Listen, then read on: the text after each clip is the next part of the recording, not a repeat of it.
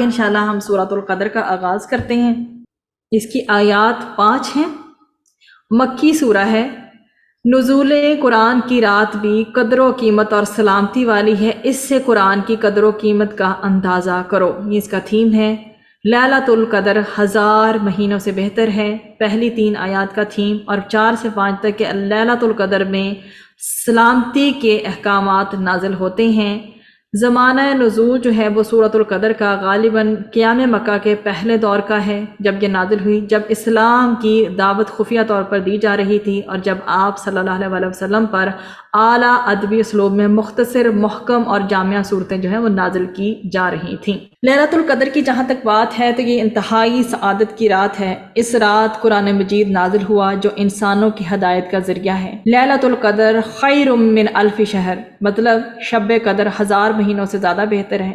یہ رات طلوع فجر تک سراسر سلامتی کی رات ہے۔ اس رات کی فضیلت میں پوری سورۃ القدر نازل ہوئی۔ اس رات کو تلاش کرتے ہوئے آخری عشرے کی طاق راتیں عبادت میں گزاری جاتی ہیں۔ اس رات میں جبرائیل علیہ السلام اور فرشتے خیر و برکت اور رحمت کے ساتھ اترتے ہیں، کثیر تعداد میں ہوتے ہیں۔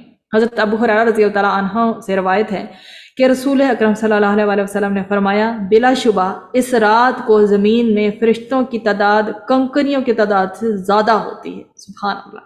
اس رات میں ایک اچھا عمل 1000 ماہ کے عمل سے بہتر ہے۔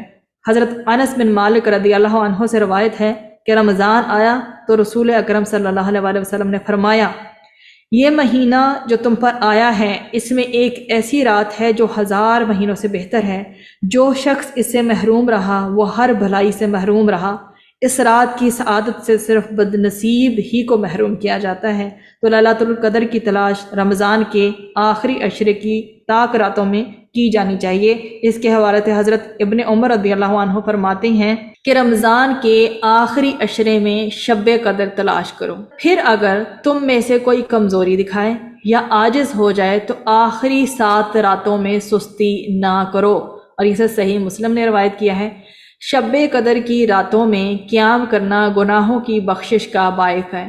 حضرت ابو ہریرہ رضی اللہ تعالیٰ عنہ سے مروی ہے کہ نبی کریم صلی اللہ علیہ وسلم نے فرمایا، من قام لیلۃ القدر ایمانا و احتسابا غفر له ما تقدم من ذنبہ۔ صحیح بخاری میں یہ حدیث ملتی ہے، جو شخص ایمان اور ثواب کی نیت سے شب قدر کا قیام کرتا ہے اس کے پچھلے گناہ معاف کر دیے جاتے ہیں۔ اجتماعی عبادت کی صورت میں کسی بھی قسم کے شور و ہنگامے، گپ شپ اور لڑائی جھگڑے سے جو ہے پرہیز کرنا چاہیے اور پوری توجہ عبادت پر رکھنی چاہیے، کیونکہ حضرت عبادہ بن صامت رضی اللہ عنہ سے مروی ہے کہ نبی کریم صلی اللہ علیہ وسلم ہمیں شب قدر کی خبر دینے کے لیے تشریف لا رہے تھے کہ 2 مسلمان آپس میں جھگڑا کرنے لگے۔ اس پر آپ صلی اللہ علیہ وسلم نے فرمایا، میں آیا تھا کہ تمہیں شب قدر بتا دوں، لیکن فلاں اور فلاں نے آپس میں جھگڑا کر لیا، پس اس کے معین وقت کا جو علم ہے اٹھا لیا گیا، اور امید ہے کہ تمہارے حق میں یہی بہتر ہوگا۔ تو شب قدر کی جو علامات ہیں وہ اس طرح سے ہیں۔ اسے بھی سنن ابی داؤد نے روایت کیا ہے کہ شب قدر کی صبح کو سورج کے بلند ہونے تک اس کی شعاع نہیں ہوتی، وہ ایسا ہوتا ہے جیسے کہ تھالی۔ تو حضرت ابو ہریرہ رضی اللہ تعالیٰ عنہ سے روایت ہے کہ ہم نے رسول اکرم صلی اللہ علیہ وسلم کے پاس شب قدر کا ذکر کیا تو آپ صلی اللہ علیہ وسلم نے فرمایا کہ تم میں سے کون اسے یعنی شب قدر کو یاد رکھتا ہے؟ اس میں جب چاند نکلتا ہے تو ایسے ہوتا ہے جیسے بڑے تھال کا کنارہ۔ اور حضرت ابن عباس رضی اللہ عنہ سے مروی ہے کہ رسول اکرم صلی اللہ علیہ وسلم نے فرمایا، شب قدر آسان اور معتدل رات ہے جس میں نہ گرمی ہوتی ہے اور نہ سردی۔ اس صبح کا سورج اس طرح طلوع ہوتا ہے کہ اس کی سرخی جو ہے وہ مدھم ہوتی ہے۔ اور حضرت ذر رضی اللہ عنہ سے روایت ہے کہ انہوں نے کہا، میں نے حضرت ابی بن قعب رضی اللہ عنہ کو یہ فرماتے ہوئے سنا کہ ان سے کہا گیا کہ حضرت عبداللہ بن مسعود رضی اللہ عنہ فرماتے ہیں کہ جو آدمی سارا سال قیام کرے وہ لیلۃ القدر کو پہنچ گیا۔ حضرت ابی رضی اللہ عنہ فرمانے لگے، اللہ کی قسم جس کے سوا کوئی معبود نہیں، وہ شب قدر رمضان میں ہے۔ وہ یقین کے ساتھ قسم کھاتے ہیں، اللہ کی قسم بے شک میں جانتا ہوں وہ کون سی رات ہے، یہ وہی رات ہے جس میں اللہ کے رسول صلی اللہ علیہ وسلم نے ہمیں قیام کا حکم دیا۔ اس رات کی صبح 27 تاریخ تھی اور اس کی علامت یہ تھی کہ سورج طلوع ہوا تو اس کی سفیدی میں شعاع نہ تھی۔ یہ ہمیں ایک بشارت اس طرح سے دی گئی ہے، لیکن ضروری نہیں ہے کہ ہم پھر 27ویں کو ہی اسپیسیفائی کر لیں، یہ اللہ سبحانہ و تعالیٰ کی طرف سے ہمیں انڈیکیشنز دی گئی ہیں۔ کرنے کے کام اس میں کیا ہے کہ لیلۃ القدر پانے کی ہمیں تمنا رکھنی چاہیے، دلی گہرائیوں سے ہمیں یہ تمنا ہو، وش ہو ہماری کہ ہم نے لیلۃ القدر کو پانا ہے انشاءاللہ، اور اس کے لیے کوشش کرنی چاہیے۔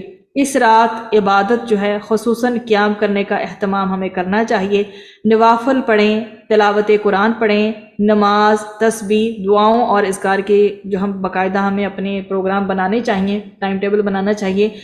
ایک اور چیز جو نمازوں کی کیفیت کو امپروو کر دیتی ہے وہ یہ ہے کہ جب ہم نماز پڑھیں، جب ہم بے شک جو ہے اگر تو ہم جماعت میں پڑھ رہے ہیں تو ڈیفینیٹلی ہم اس کی رول کو فالو کریں گے، جس طرح سے سجدے اور رکوع ہو رہے ہیں ہمیں فالو کرنا ہے، لیکن جب ہم خود گھر میں نوافل پڑھ رہے ہیں تو ہمیں یہ کرنا چاہیے کہ ہم لمبے سجدے کریں اور لمبے رکوع کریں، اور جو تسبیحات ہیں جو ہم آلریڈی پڑھ رہے ہوتے ہیں، جتنی بھی ہمیں رکوع کی، جلسے کی، سجدے کی آتی ہیں، ان کو ہم ذرا زیادہ بڑھا لیں۔ اگر 3 بار ہے تو 6 بار کر لیں، 6 بار سے پاسبل ہے تو 9 بار کر لیں۔ آپ دیکھیے گا آپ نماز کا وہ سرور، وہ کیفیت پائیں گے جو کہ اس سے پہلے شاید نصیب نہ ہوئی ہو۔ تو اللہ سبحانہ و تعالی ہمیں اسے حاصل کرنے کی توفیق عطا فرمائے۔ اور بچوں اور گھر والوں کو بھی عبادات میں اپنے ساتھ شریک کرنا چاہیے۔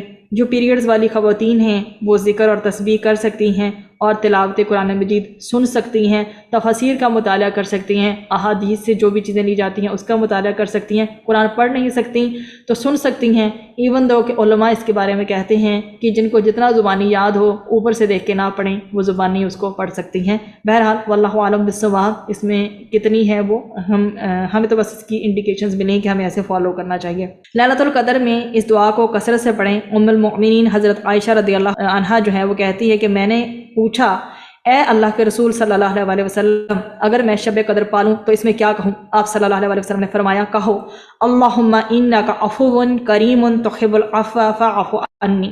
اگر ہم اپنے لیے کہہ رہے ہیں فاعف عنی، اور اگر ہم باقی سب کو بھی ساتھ ملا رہے ہیں تو فاعف عنا، کہ اسے سنن ترمذی نے روایت کیا ہے، 3513 اس کا نمبر ہے۔ اے اللہ تو معاف کرنے والا ہے، کرم فرمانے والا ہے، معاف کرنے کو پسند کرتا ہے، بس مجھے معاف فرما دے۔ بسم اللہ الرحمن الرحیم۔ انا انزلناہ فی لیلۃ القدر، اس میں 1 سے لے کر جو 3 تک شروع کی آیات ملتی ہیں اس میں شب قدر کی عظمت و فضیلت کو بیان کیا گیا ہے۔ شب قدر کی جو فضیلت ہے کہ اس شب میں لوح محفوظ سے قرآن مجید جو ہے سمان دنیا میں بیت العزت کے مقام پر نازل کیا گیا۔ یہ رات بڑی قدر والی رات ہے۔ اس رات کی جو عبادت ہے 1000 مہینوں کی عبادت سے بڑھ کر ہے۔ آپ صلی اللہ علیہ وسلم کا ارشاد ہے اس شب کو رمضان المبارک کے آخری عشرے کی طاق راتوں میں تلاش کیا جائے، اور شب قدر کی وہی مسنون جو میں پہلے ذکر کر آئی ہوں۔ آیت نمبر 4 سے 5 میں دیکھیے کہ شب قدر میں فیصلوں کا جو نزول ہے، اس شب میں اہل زمین کے لیے سال بھر کے فیصلے فرشتوں کے حوالے کیے جاتے ہیں۔ فرشتے اور روح الامین ان فیصلوں کو لے کر اترتے ہیں۔ اس رات کی فضیلت اور سلامتی تو روح فجر تک جاری رہتی ہے۔ اللہ ہمیں اس رات کی برکتوں سے فیض یاب ہونے کی توفیق عطا فرمائے۔ اللہ سبحانہ و تعالیٰ سے التجا ہے کہ وہ ہمیں نفس مطمئنہ عطا فرمائے، ہمیں طیبین مقربین نیک خوشبو لگا کر جو فرشتے ہماری روحوں کو لے کے جائیں، اوپر آسمانوں پہ ہماری روح ایسے ریسیو کی جائے کہ بہترین ہمارا استقبال ہو انشاءاللہ۔ اللہ سبحانہ و تعالیٰ سے دعا ہے کہ وہ جتنی بھی مومنین کی اچھی صفات ہیں ان میں سے کسی ایک صفت سے بھی ہمیں محروم نہ رکھے، اور آخرت میں جتنے بھی ریوارڈ ہیں اللہ سبحانہ و تعالیٰ ہمیں ان ساری جو ریوارڈ ہیں ان کو لینے والا، انہیں ریسیو کرنے والا بنائے۔ اللہ سبحانہ و تعالیٰ آخرت کی منازل ہمارے لیے آسان کرے، ہماری وہ زندگی جو آخرت کی ہے وہ آسان کر دے۔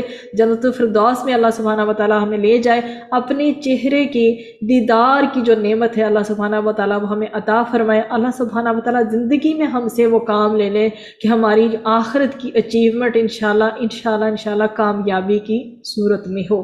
آمین۔ وآخر دعوانا ان الحمد للہ رب العالمین۔ سبحانک اللہم و بحمدک، نشہد ان لا الہ الا انت، نستغفرک ونتوب الیک۔